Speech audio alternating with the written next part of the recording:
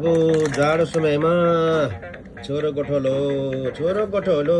छोरो गोठलो छोरो गोठलो हाम्रो मेरो सानो छोरो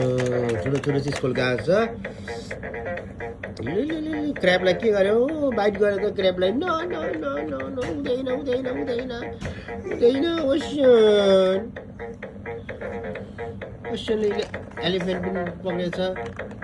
क्र्याब नानी गोठलो ड्याडी नानी गोठलो ओसन डिस्प्ले गरिरहेछ ओ ocean future US president born in US मेरो छोराले एक दिन यो संसारमा इम्पायर भनेर उसको इम्पायर खडा गर्छ ocean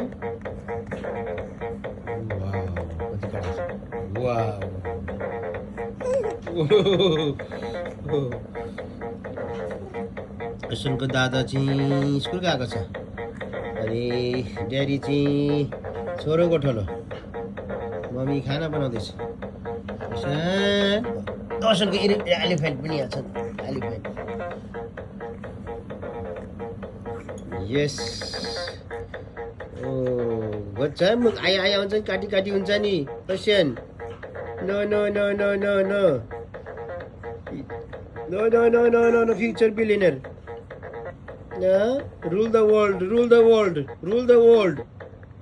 You rule the world. Ocean. अमेरिकामा जन्मेको भोलि गएर अमेरिकाको डलरको नोटमा पो मेरो छोरो पो छापिने हो कि छापिनुपर्छ आफ्नो लिङ्कनहरू छापिएका छन्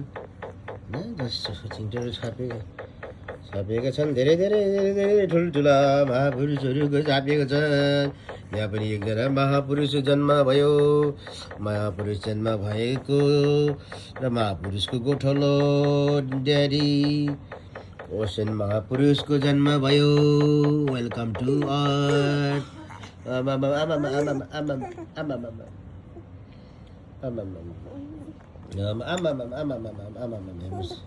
आँखा कति कडा छ आँखा जुदाउँछ नि त bless you strong boy you are so strong you are so brilliant so handsome भर्खर भर्खर बानी साह्रो सिक्दैछ अबको डिसेम्बरको 19 तारिक